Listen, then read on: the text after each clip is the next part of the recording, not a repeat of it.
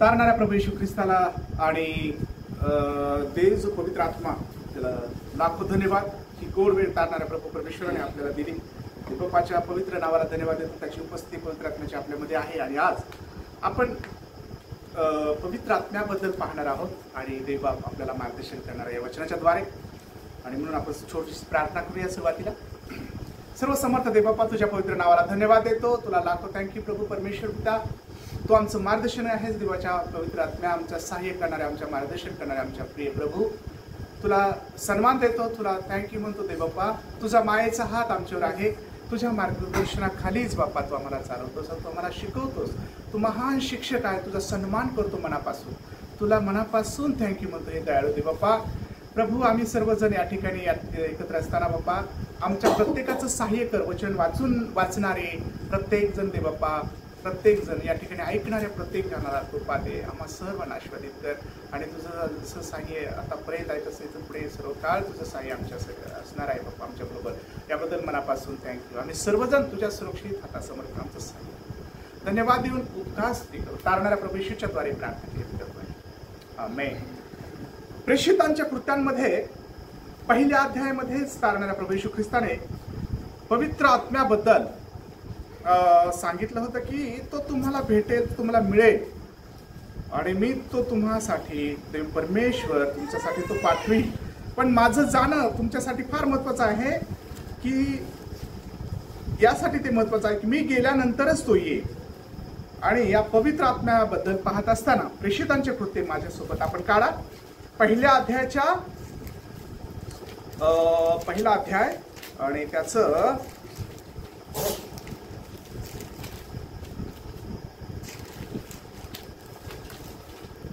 3रं वचन आणि 4थं वचन आपण वाचूया. मरण सोसल्यानंतरही त्याने त्यांना पुष्कळ प्रमाणांनी आपण जिवंत आहो हे दाखविले. 40 दिवसापर्यंत तो त्यांना दर्शन देत असे व देवाच्या राज्याच्या गोष्टी सांगत असे. तो व ते एकत्र जमले असताना त्याने त्यांना आज्ञा केली की यरूशलेम सोडून जाऊ नका, तर पित्याने देऊ केलेल्या ज्या देणग्याविषयी तुम्ही माझ्याकडे ऐकले आहे तिची वाट पहा. हो, पित्याने देऊ केलेली जी देणगी आहे त्याची वाट पहा. आणि मी गेल्यानंतर ते तुम्हाला भेटेल, तो तुम्हाला मिळेल. माझं जाणं गरजेचं आहे. आमेन. आणि ही जी देणगी आहे ह्या देणगीविषयी तुम्ही माझ्याकडून जे ऐकलं होतं, म्हणजे येशू ख्रिस्ताने त्या देणगीबद्दल जे सांगितलं होतं की ही जी देणगी मी तुम्हाला पाठवणार आहे, तर ती वेळ आता आली होती. आणि त्या देणगीबद्दल तो म्हणतो की माझ्याकडून जे ऐकलं होतं ती देणगी तुम्हाला मिळणार आहे, त्याची तुम्ही वाट पहा. आणि त्या देणगीबद्दल म्हणजे तारणाऱ्या प्रभू येशू ख्रिस्ताने सांगितलं ती देणगी म्हणजे पवित्र आत्मा. आणि मग हा जो पवित्र आत्मा आहे हा तुमच्यावर येईल आणि तो आल्यानंतर ती देणगी तुम्हाला मिळाल्यानंतर कोणाला सांगत होता? हे त्याच्या शिष्यांना, त्याच्या जवळच्या पवित्र लोकांना तो सांगत होता की त्या देणगीबद्दल मी जे सांगत होतो ती देणगी मिळण्याची आता वेळ आहे. ती देणगीबद्दल तुम्ही वाट पहा आणि मी गेल्यानंतर ते तुम्हाला भेटेल. प्रेज. आणि ते तुम्हाला तुमच्यावर येईल ती देणगी, तुम्हाला ते मिळेल ती देणगी. आणि ही देणगी कशी मिळाली, हे पवित्र आत्मा जो आहे कसा मिळाला हे याच अध्यायाच्या मला वाटतं 2ऱ्या अध्याय आपण 8व्या वचनामध्ये आहे. या पहिल्या अध्यायाच्या 8व्या वचनामध्ये वाचा प्लीज. परंतु पवित्र आत्मा तुम्हावर येईल तेव्हा तुम्हाला सामर्थ्य प्राप्त होईल आणि यरूशलेमेत सर्व यहूदियात, शोमरोनात व पृथ्वीच्या शेवटापर्यंत तुम्ही माझे साक्षी व्हाल. Praise the Lord. ही देणगी होती. तो पवित्र आत्मा तुमच्यावर येईल आणि ती देणगी वाट पहा. आणि मग ही मिळाल्यानंतर तुम्हाला सामर्थ्य मिळणार आहे. जोपर्यंत ही देणगी मिळत नाही तोपर्यंत कुठेही जाऊ नका, यरूशलेम सोडून जाऊ नका. हे शिष्यांना तो सांगतो.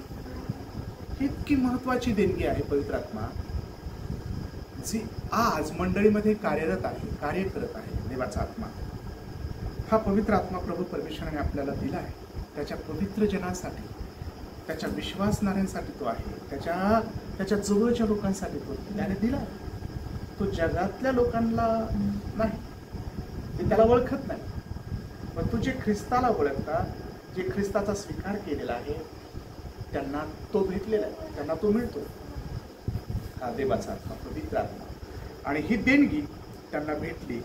आम्ही पाहतो ते एकत्र जमले असताना दुसऱ्या अध्यायामध्ये प्रेषितांच्या कृत्यामध्ये, आणि एकत्र जमले असताना वाऱ्याच्या सुसाट्यासारखा सुसाट वारा तिथे झाला आणि ते एकत्र असताना ते सर्वजण त्या पवित्र आत्म्याने भरले आणि ते बोलू लागले अन्य भाषा, वेगवेगळ्या प्रकारच्या ज्या भाषा आहेत दुसऱ्या त्याच्या 9व्या वर्षामध्ये त्या भाषांचं नाव या ठिकाणी प्रत्येक भाषेचं नाव दिलेलं आहे. आणि ते अशा प्रकारे ते बोलू लागले. आणि म्हणून लोक जे होते ऐकणारे ते विस्मित होऊन 12व्या वर्षामध्ये गोंधळून गेलेले आहेत. आणि ते म्हणत आहेत की काय चाललंय यांचं, हे काय असेल. आणि कित्येकाने काय काय म्हटलं की हे द्राक्षरस पिलेत, हे यांनी असं असं केलंय, काय काय काय काय काय काय म्हणत होते. अशा प्रकारे हे ज्यावेळेस मिळाला, पवित्र आत्मा त्यांच्यावर आला आणि त्या अग्नीसारख्या जिभा त्यांच्यावर उतरल्या. तो देवाचा आत्मा होता. आणि पवित्र आत्मा जो आहे तो आपल्याला जरी दिसत नाही, तो त्याच्याबद्दल, परंतु तो आल्यानंतर त्याचं तो कार्य करतो. पवित्र आत्मा हा त्रैक्यातील काय आहे पवित्र आत्मा? तर पहिली गोष्ट जी आहे, हा जो येतो त्यावेळेला हा म्हणजे आत्मा दिसत नाही. आत्मा जो आहे तो दिसतो का? मनुष्य पहा, आता मी तुम्हाला एक उदाहरण सांगतो. पहा, जर एखाद्या वेळेला आपण पाहतो की आपल्या डोळ्यात एखाद डॉक्टर असतात किंवा काय एखाद्या काचेमध्ये ठेवलेलं असते, परंतु तो मनुष्य देवाकडे जातो, म्हणजे तो वाढल्यानंतर ते मग ते पवित्र आत्माने तो वारल्यानंतर त्याचा आत्मा निघून जातो. मग कितीतरी काचेच्या आत बंद असतो, तर कसं काय जातो तो? कारण तो कुठूनही जाऊ शकतो, कसाही जाऊ शकतो, आत्मा निघून जातो. तो भिंतीच्या आतच्या बाहेर कसाही जातो, कसाही येतो, कसाही येऊ शकतो. त्याला असं उघडच दरवाजा, आपल्याला जसं दरवाजाची गरज असते जायला यायला, तसं कसं नाही, तो अद्भुत आहे. आणि ह्याचं उदाहरण जर सांगितलं तर वारा मात्र आपल्याला दिसतो का? वारा दिसत नाही, पण वारा जाणवतो. कारण झाडं झुडपं असतात, ते हलतात आणि म्हणतात वारा आला, त्याचं असं आहे की नाही बरं? कसं देवाच्या आत्म्याचं. आणि म्हणून हा देवाचा आत्मा जो आहे, हा पवित्र आत्मा जो आहे, हा शोध घेणारा देवाचा आत्मा आहे. त्याच्याबद्दल अनेक गोष्टी आहेत बायबलमध्ये, असंख्य खूप काही आहे, परंतु थोडक्याबद्दल आणि थोड्या वेळामध्ये आपल्याला थोडंसं पाहायचं आहे. तर हा जो देवाच्या पवित्र आत्म्याबद्दल आपण पाहत असताना, तर आम्ही पाहतो या ठिकाणी आम्ही पाहिलं की तो आल्यानंतर ते अन्यान्य भाषा बोलू लागले, त्यांच्यामध्ये आला आणि मोठं कार्य झालं. ते आल्यानंतर तो मार्गदर्शन करतो, तो शिकवतो. या सर्व गोष्टी पुढे आम्ही पाहणार आहोत. तो आहे तर सर्व आहे, तो आहे तर सेवा आहे. पवित्र आत्मा आहे तर सेवा आहे, नाही तर काही नाही. तो आहे तर मार्गदर्शन आहे. तो एक महात्रैक्यातील एक देव म्हणजे पवित्र आत्मा आहे. देवचं बाप एक, देवचं पुत्र तारणार प्रभू येशू ख्रिस्त आणि देवचं पवित्र आत्मा, हे त्रैक्य, हे त्यांचं तीन असं हे जे कार्य देवाने त्याचं कार्य केलं. सृष्टी निर्माण केली, प्रभू येशू ख्रिस्ताने सर्व प्रेम केलं, तो स्वतः देवाचा प्रेमपुत्र म्हणून आला. त्याने तारणाचं कार्य केलं, त्याने तारण तारणाऱ्या प्रभू येशू ख्रिस्ताच्या द्वारे येशू ख्रिस्ताचं ते काम त्याने कष्ट केले, त्याने मरण सहन केलं, त्याने लोकांना वाचवलं, तो प्राण दिला आणि त्याने तारणाची मार्ग मोकळा केला. त्याच्याद्वारे तारण आहे, त्याचं ते कार्य. आणि तो गेल्यानंतर पवित्र आत्मा तो म्हणतो, मी तुम्हाला तो पाठवेन, जे माझ्याकडून तुम्ही ऐकलं होतं तो तुम्हाला मिळाल्यानंतर तुम्हाला सामर्थ्य मिळेल. आणि तोपर्यंत तुम्ही इथेच राहा. ती देणगी देवाने पित्याने देव केलेली आहे आणि ती तुम्हाला भेटणार मी गेल्यानंतरच, आणि माझं जाणं गरजेचं आहे. आणि आम्ही ह्या वचनांमध्ये पाहतो की त्याने पुष्कळ प्रमाणाने आपण जिवंत आहोत हे दाखवलं.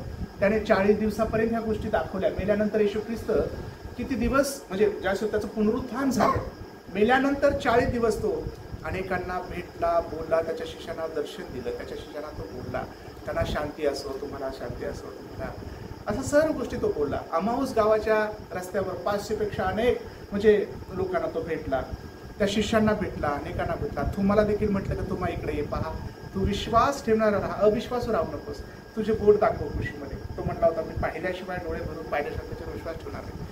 अशांना देखील अनेकांना त्याने दर्शन दिलं. प्रत्येक शिष्याला त्याच्या जे त्याला म्हणजे त्यांना वाटत होतं की प्रभू मला भेटावं, किंवा ते जे उत्सुक होते, जे हृदयाने त्याला हे करत होते, प्रीती करत होते त्याच्यावर, त्या सर्वांना त्याने दर्शन दिलं. आणि आपण मेल्यानंतरही 40 दिवस त्यांनी अनेक प्रमाणाने त्यांनी पटवून दिलं की तो कसा तो जिवंत झालेला आहे. आणि त्याच्यानंतर पवित्र आत्म्याबद्दल त्यांनी सांगितलं की तुम्हाला तो भेटेल, तो मिळेल, तुम्ही इथेच राहा. मग 40 असं झालं.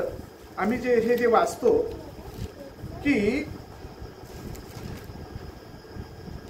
या ठिकाणी जर आम्ही पाहिलं तर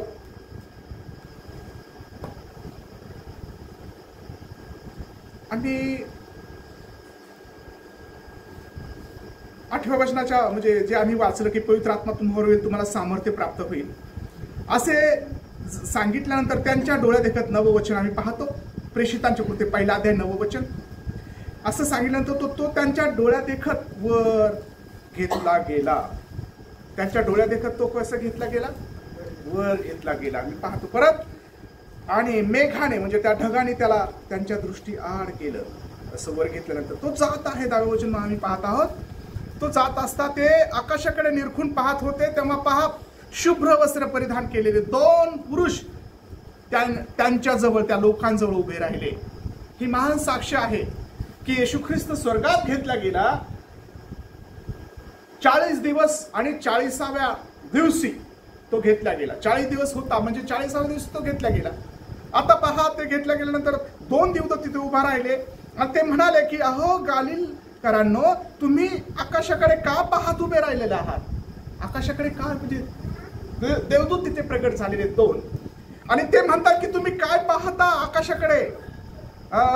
तुम्ही असं उभं आहात पाहत आहात. हा जो तारणारा प्रभू येशू ख्रिस्त आहे, तुम्हापासून वर तो आकाशात घेतला गेलेला आहे, तोच प्रभू येशू ख्रिस्त. तुम्ही त्याला तसे आकाशातून जसं जाताना तुम्ही पाहिलं आहे, पाहत आहात, तसाच तो येईल. Praise the lord. आमेन. तसाच तो येईल. जसं तुम्हाला ते जाताना पाहत आहात तसाच तो येईल. आमेन आमेन आमेन.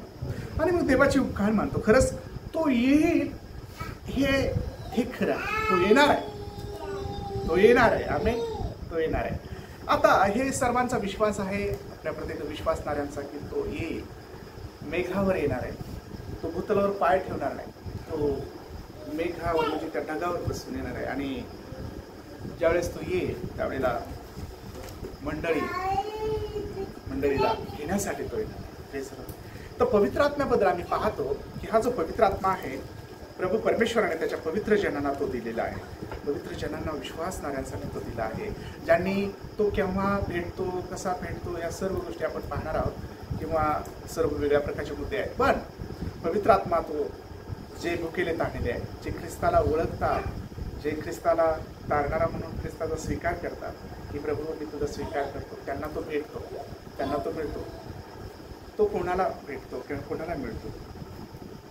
जे तारणाऱ्या प्रभू येशू ख्रिस्ताला स्वीकारतात की प्रभू तू उद्धारक आहे, तू देवाचा पुत्र आहेस आणि मी तुला स्वीकारतो, तू माझ्या म्हणजे तू देवाचा प्रिय पोकळा या पृथ्वीवर आलेला आहेस. मी तू विश्वास ठेवतो, मुखाने अंतःकरणाने विश्वास ठेवतो, हृदयाने मुखाने कबूल करतो आणि त्याचं तारण होतं. आणि हे पवित्र आत्मा त्याच वेळेस मनुष्याला भेटतो ज्यावेळेस प्रभू येशू ख्रिस्ताचा मनुष्य स्वीकारतो. Praise the Lord. तेव्हाच तो भेटतो पवित्र आत्मा, देवाचा आत्मा. तो आपल्यामध्ये देवाचा आत्मा वस्ती करतो. हे खरं आहे. आता तो पवित्र आत्मा जो आहे हा जर कोणाला वाटत असेल की ही आम्हाला तो मिळावा, आम्हाला तो मिळाला पाहिजे, तर मिळण्यासाठी आम्ही काय केलं पाहिजे? Praise the Lord. आम्ही मिळण्यासाठी पवित्र आत्मा मिळावा म्हणून आम्ही काय केलं पाहिजे? तर आम्ही पाहतो, आपण काढा माझ्यासोबत प्रेषितांचे कृत्य 10वा अध्याय आणि 38वे वचन. ते त्या ठिकाणी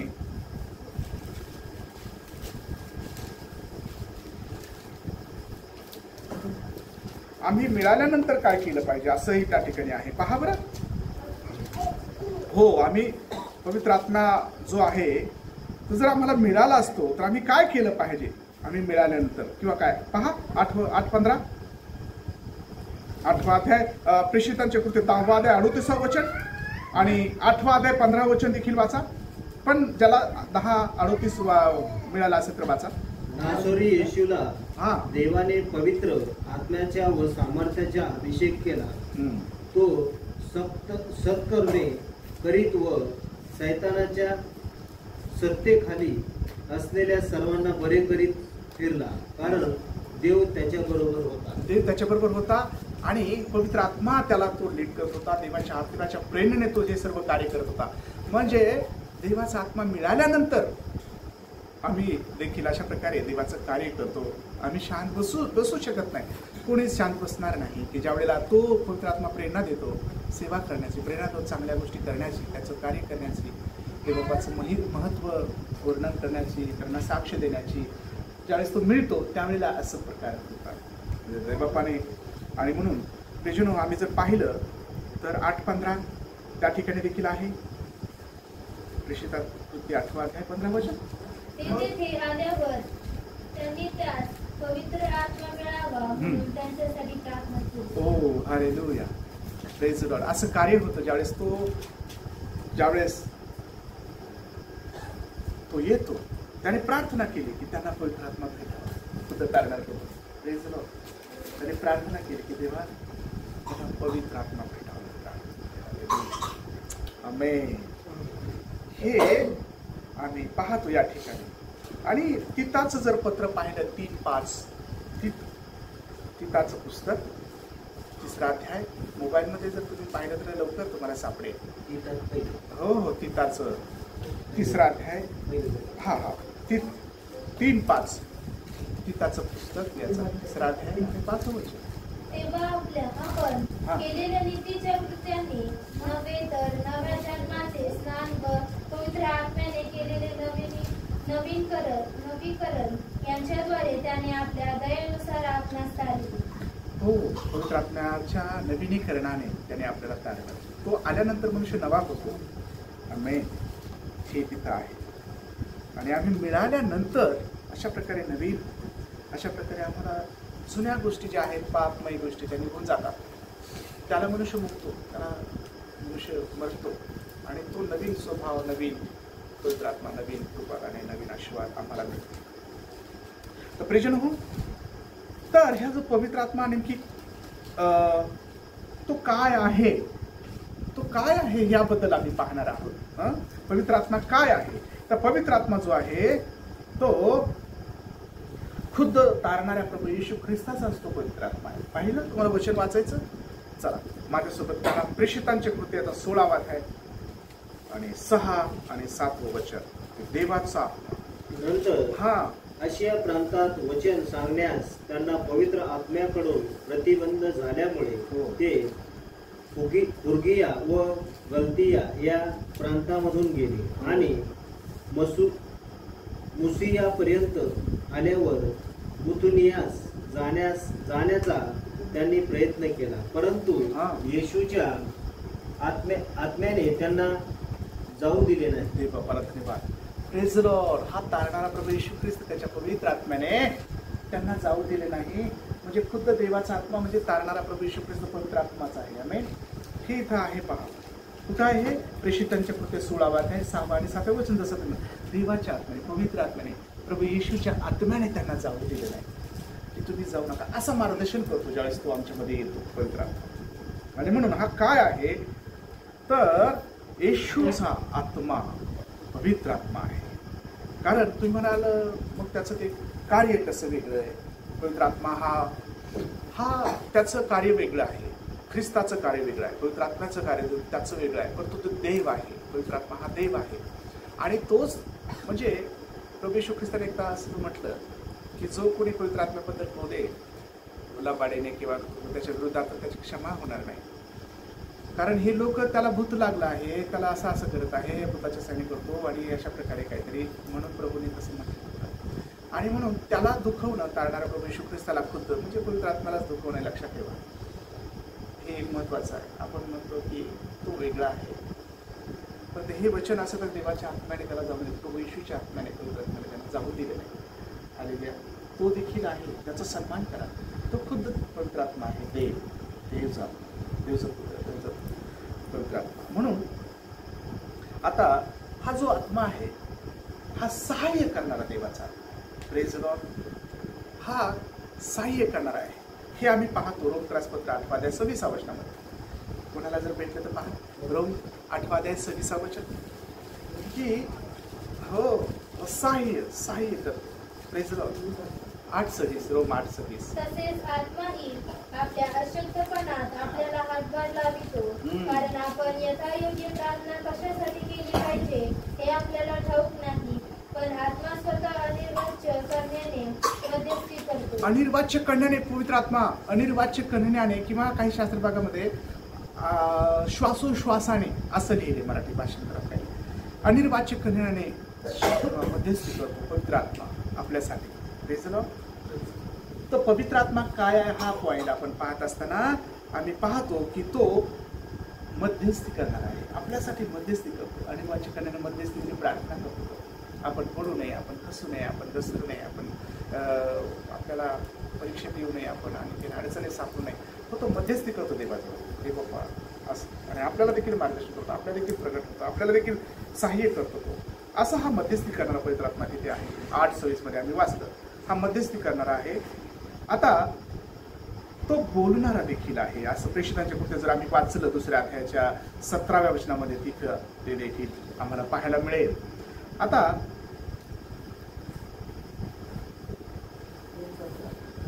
देवबापाला धन्यवाद असो. याचं वसतिस्थान कुठं आहे हे आपण पाहूया. त्या दुसरं जे पॉइंट आहे की पवित्र आत्म्याचं वसतिस्थान कोणतं आहे, कुठे राहतो तो, त्याचं कोणत्या ठिकाणी पवित्र आत्मा राहतो, पवित्र आत्म्याचं वसतिस्थान कुठे आहे, असं जर पाहिलं तर विचारलं तर तो कुठे राहणार आहे. Praise the Lord. तो फार महत्वाचा आहे. तर आम्ही पाहू पवित्र आत्मा कुठे राहतो. जर देवाच्या वचनामध्ये जर आम्ही अभ्यासतो तर आम्हाला 1 कोरिंथी 3:16 मध्ये वाचायला मिळतं देवाचा आत्मा कुठे राहतो. 1 कोरिंथी 3:16, 1 कोरिंथी 6:19 वचन वाचूया. देवाचे मंदिर आहात Yes. आणि तुम्हामध्ये देवाचा आत्मा वस्ती करतो. तुम्हास ठाऊक नाही काय, जर कोणी देवाच्या मंदिराचा नाश करतो तर देव त्याचा नाश करेल, कारण देवाचे मंदिर पवित्र असते, तसेच तुम्ही आहात. हो, तेच तुम्ही आहात. तुम्ही देवाचं मंदिर आहात आणि तुमच्यामध्ये देवाचा आत्मा वास करतो. हा पवित्र आत्मा कुठे राहतो तर ज्याने ख्रिस्ताला स्वीकारला आहे, ज्याने त्याला स्वीकारला आहे त्याच्यामध्ये तो राहतो. तुमच्यामध्ये राहतो. हो, तो त्याच्यामध्ये राहतो. तो त्याला मार्गदर्शन करतो. तो त्या व्यक्तीला कृपा करतो, त्या व्यक्तीला सहाय्य करतो, त्या व्यक्तीला मार्गदर्शन करतो. ज्याने त्याला बोलवलंय, ज्याने त्याला स्वीकारलंय, तो त्याच्या प्रीतीत राहतो, ज्याच्या पवित्रतेमध्ये राहतो, जो पवित्रतेमध्ये चालतो, ज्याने त्याला स्वीकारलेला आहे तो त्याच्यामध्ये, त्यालाच तो मार्गदर्शन करतो, त्याच्याचमध्ये तो राहतो. आणि तुम्ही देवाचं मंदिर आहात आणि शरीर हे देवाचं मंदिर आहे खरं, आणि त्यामध्ये तुमचं देवाचा आत्मा राहावा असतो करून तुम्हाला माहिती आहे. तुम्ही देवाचं मंदिर आहात. प्रेस पहिले करे 3:16 मध्ये वाचलं. आता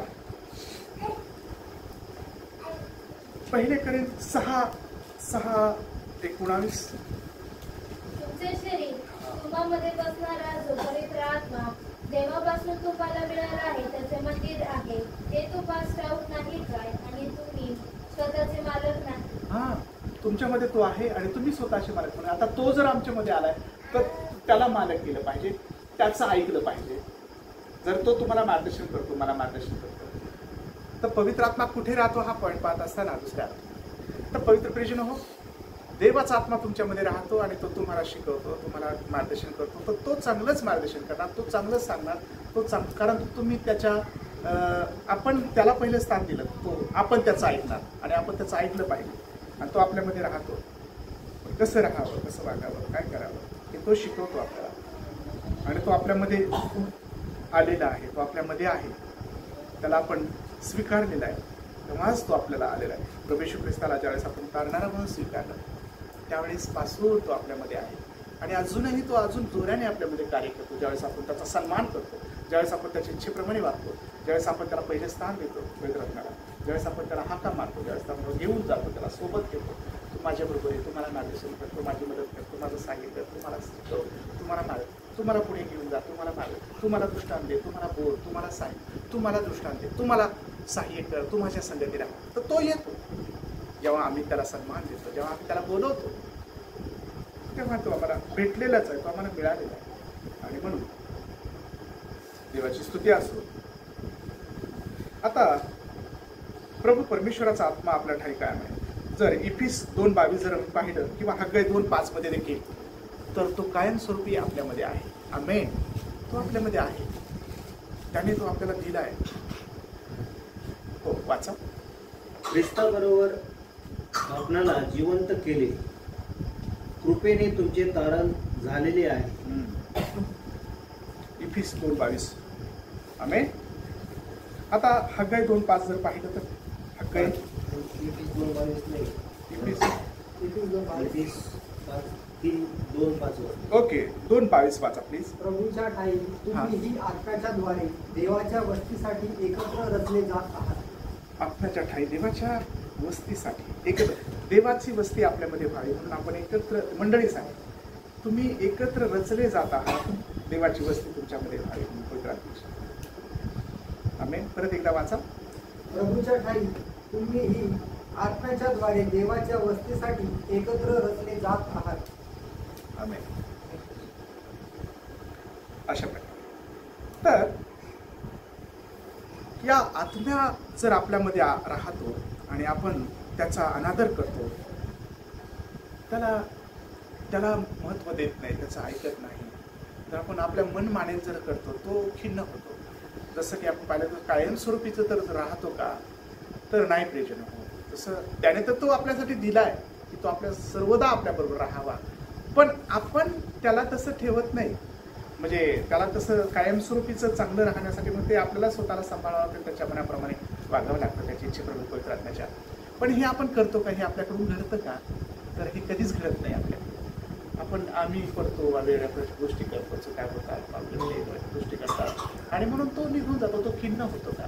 आता आपण तो पॉईंट पाहूया. तिसरा की पवित्र आत्मा जो आहे हा दुःखी होतो का, खिन्न होतो का, याला खिन्न होतो का हा देवाचा आत्मा. तर हे देवाचा आत्मा खिन्न होतो का पाहूया. इफिसकरास पत्र 4:30 वचन.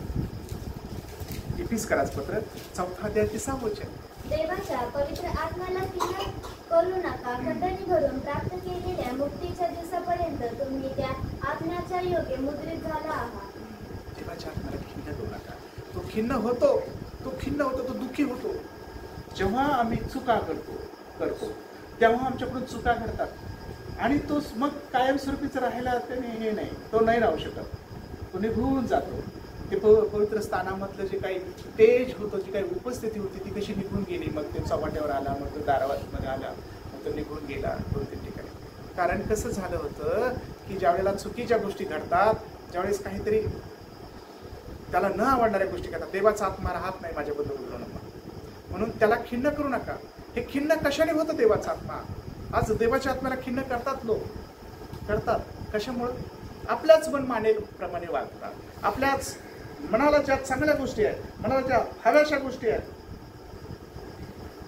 शरीराची वासना, डोळ्याची वासना, संसाराची कुशारकी, अनेक पाप, अनेक गोष्टी, खोटाड्या गोष्टी ह्या देवाच्या आत्म्याला कधीच पसंत पडणार नाही आणि मग ह्या त्याच्या विरोधात आहेत आणि म्हणून तो ते करू देत नाही. आणि आम्ही पाहतो, पण आम्ही आमच्या मनाप्रमाणे जर त्याच्या विरोधात करतो तर तो कसं राहील तो आपल्यामध्ये. म्हणून पवित्र आत्मा जो आहे तो पवित्र आहे आणि तो पवित्र ठिकाणी वस्ती करतो. कोणालाही कसंही तो त्याला हे करू नका, त्याचा आदर करा आणि तो राहतो, त्याला खिन्न करू नका. तो खिन्न होतो ज्यावेळेस आपण त्याच्या विरोधात बोलतो, ज्यावेळेस आपण त्याला बोलतो, एखाद्या सेवकाचा अपमान करतो, एखाद्या सेवकाच्या विरोधात बोलतो, त्याला काहीतरी प्रयोजन होत. त्याच्यातला जो आत्मा आहे तो देवाचा आत्मा आहे, तो देवाचा दास आहे, तो अभिषिक्त आहे. आणि सेवकाचं सोडा, परंतु जे देवाला त्याचे सेवक आहेत, दास आहेत किंवा ते देवाला मानणारे आहेत, ते पवित्र लोक आहेत, त्यांना देखील आम्ही जर हे करत आहोत तर त्याला दुखवतो आपण, देवाच्या आत्म्याला दुखवतो आहोत, हे लक्षात घेऊया आपण. आणि मग त्याने पवित्र आत्मा खिन्न होतो. काय होतो, त्याला जर आपण बोलत आहोत तर ते देवाच्या आत्म्याला आपण खिन्न करतो. त्याला खिन्न करू नका असं मी वाचलं आता. आणि म्हणून तो खिन्न होतो देवाचा आत्मा. प्रेज हो, तो खिन्न होतो. प्रेज हो, त्याला खिन्न करू नका, त्याला दुःखी करू नका. आणि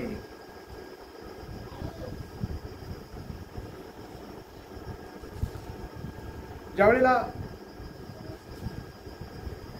प्रभू येशू ख्रिस्त सेवा कार्य करत होता, सुरुवात तर देवाच्या आत्म्याने सामर्थ्याचा अभिषेक त्याला केला होता, असं आम्ही प्रेषित 10वा अध्याय आणि 38व्या वचनामध्ये वाचतो. 10वा अध्याय प्रेषितांचे होते. प्रभू येशू ख्रिस्ताला देवाने पवित्र आत्म्याच्या सामर्थ्याच्या अभिषेकाने त्याला अभिषेक केला होता, असं तिथं आहे. प्रेषितांचे होते याचं 10वा अध्याय 38वं वचन. नासुरे येशूला देवाने पवित्र आत्म्याचा व सामर्थ्याचा अभिषेक केला. तो सत्कर्मे करीत व सैतानाच्या सत्तेखाली असलेल्या सर्वांना बरे करीत फिरला, कारण देव त्याच्या बरोबर होता. आमेन. देव त्याच्या बरोबर होता. पवित्र आत्म्याच्या सामर्थ्याने त्याला अभिषेक केला होता. देवबापाने तो चालत होतो, त्याच्या द्वारे त्याने अनेक गोष्टी केलेल्या आहेत. तो त्याच्यामध्ये होता देवाचा आत्मा. आणि म्हणून त्याला काही लोक म्हणत होते, तू भूताच्या सायने करतोस, तुला भूत लागलंय, तू इथं दुखू नकोस, असं म्हणजे हे त्याला दुखत होते देवाच्या सेवा. ते त्याला पवित्र आत्म्याला दुखत होते, ते देवाच्या आत्म्याला देवाला दुखत होते. आणि म्हणून प्रभू म्हणतो त्याचा विरोध बोलू नका, त्याची क्षमा होत नाही. म्हणजे तुम्हाला माहिती आहे सर्व गोष्टीची क्षमा होते. पवित्र आत्म्याच्या विरोधात बोललं तर क्षमा होत नाही. आणि लोक पुष्कळ वेळा त्याचं चांगल्या गोष्टी बोलायला घाबरतात. पण जे सत्य आहे ते आनंदाने आम्ही सांगितलं पाहिजे. म्हणून त्याच्या विरोधात काहीही बोलू नका. जर माहीत नाही तर बोलू नका. काही लोक पवित्र आत्म्याच्या द्वारे पेटतात, अन्य भाषा बोलतात, ते त्यांना माहीत नाही, मग त्यांनी बोलू नये त्यावर जर त्यांना माहीत नसेल तर. लक्ष द्या. आणि म्हणून तुम्हाला जर काही माहीत नाही तुम्ही बोलू नका, त्यांना बोलू द्या. अन्य भाषा त्यांना बोलू द्या.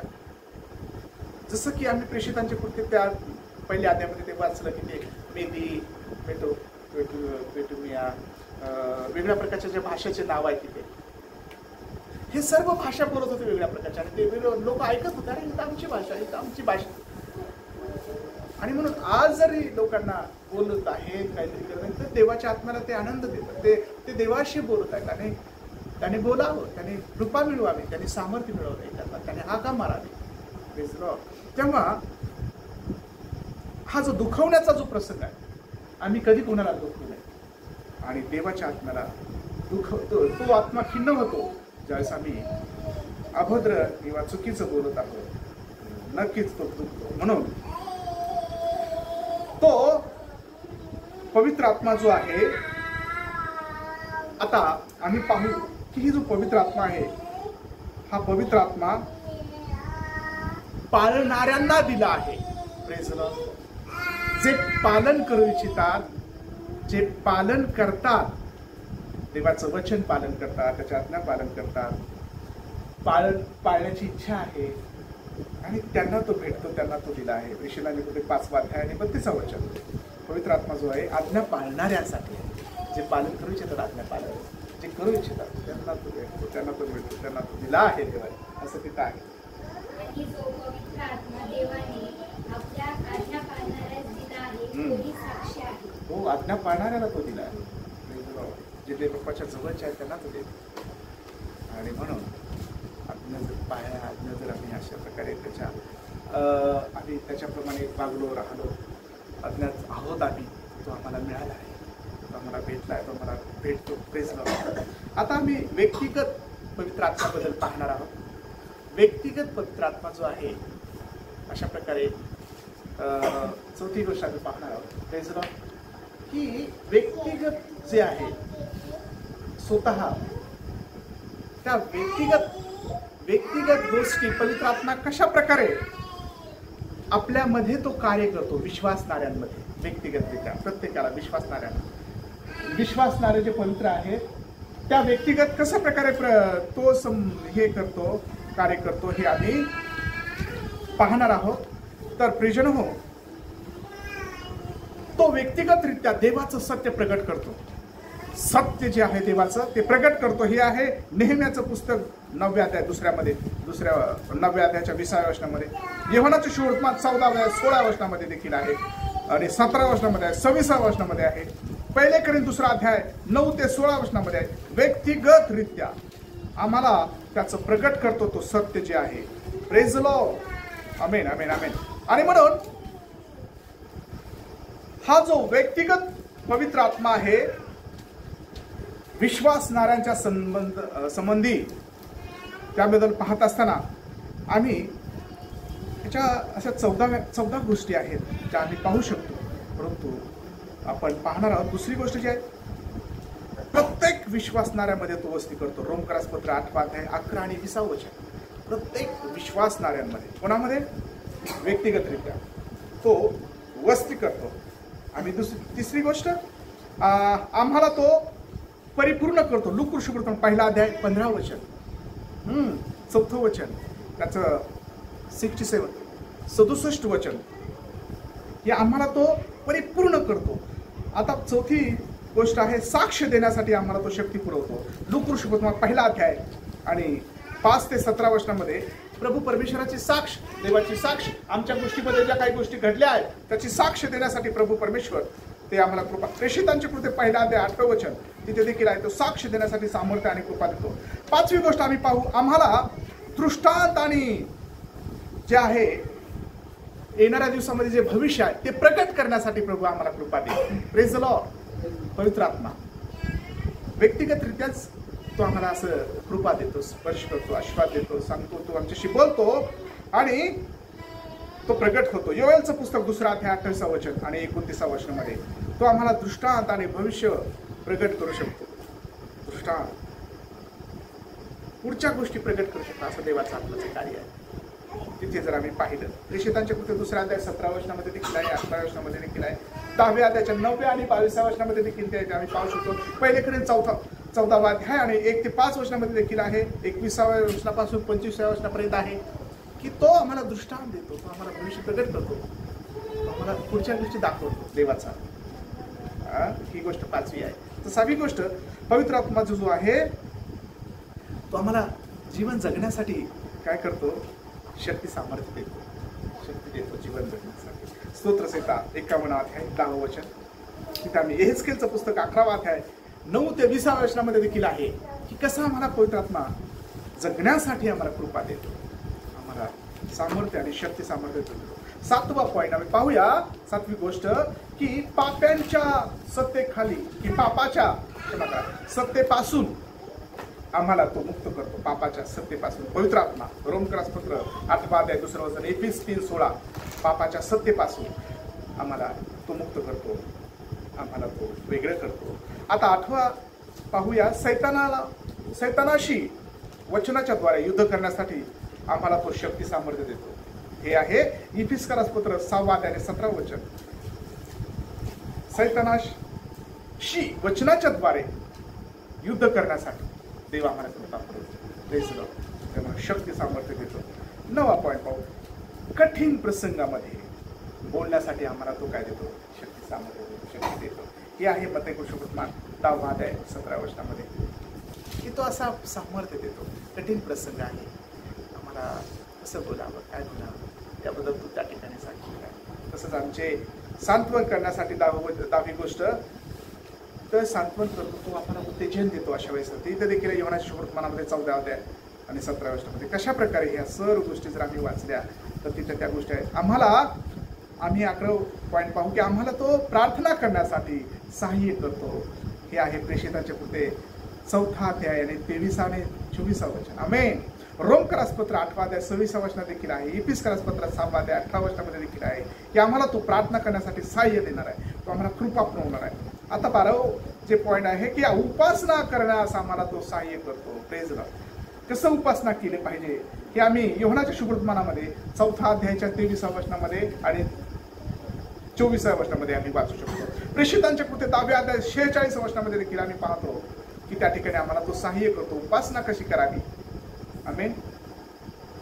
आणि म्हणून प्रियजनो, आमच्या पापामुळे तो खिन्न होतो. हे 13वं पॉईंट आम्ही पाहणार आहोत, की उत्पत्ती 6:3, इफिस 4:30, मत्ती 12:31 आणि 32, तो आमच्या पापामुळे खिन्न होतो, आमच्या चुकांमुळे तो खिन्न होतो, त्याला दुःख लागतं. जसं आम्ही पाहिलं, तो खिन्न होतो का? हो, आमच्या पापामुळे तो खिन्न होतो.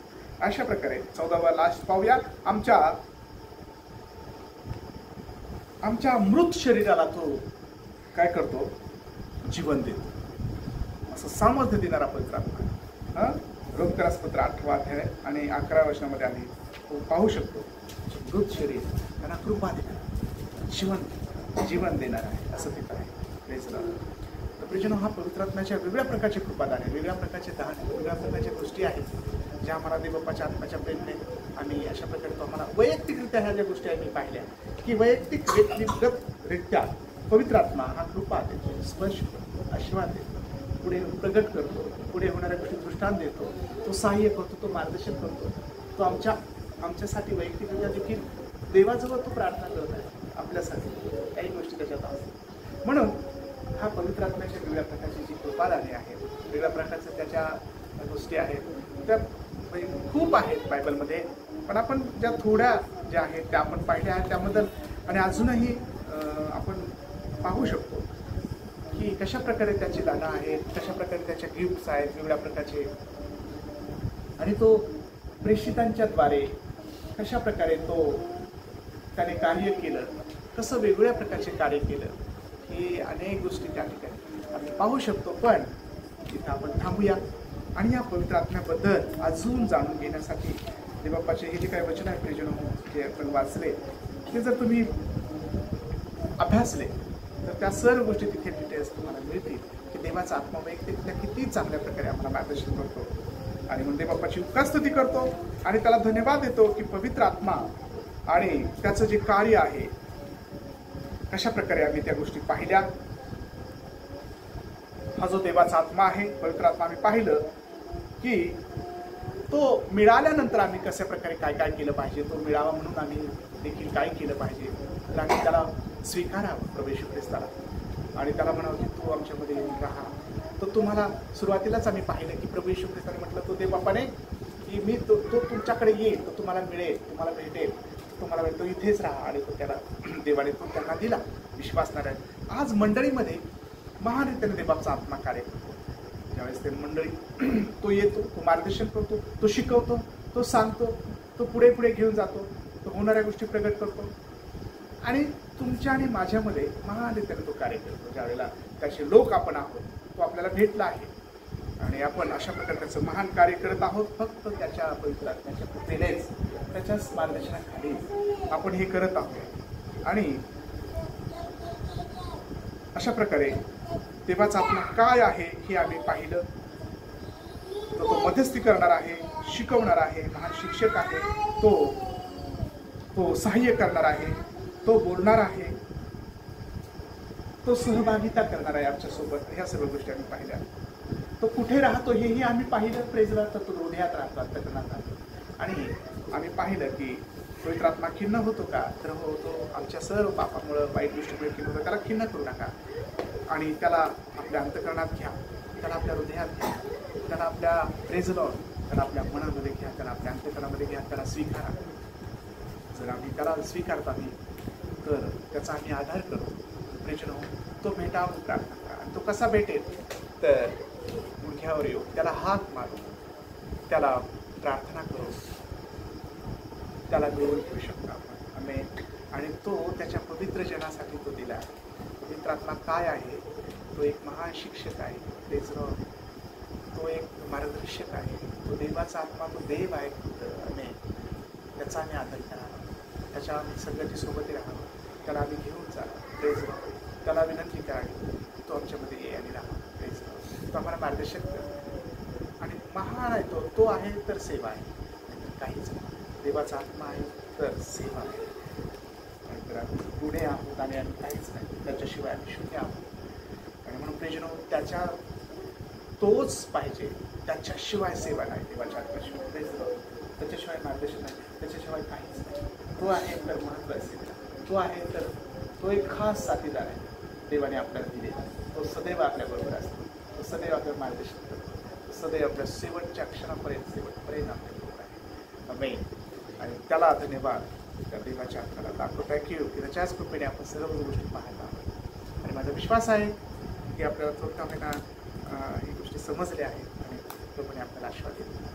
प्रभू आपल्याला खूप आशीर्वादित करू आणि आपल्याला कृपा पूर्व देवाची आपल्या पवित्र आत्म्याच्या सामर्थ्याने तुम्हाला भरव आणि त्याच्या ओघाखाली त्याच्या सामर्थ्यामध्ये तो आपल्याला सांगतो.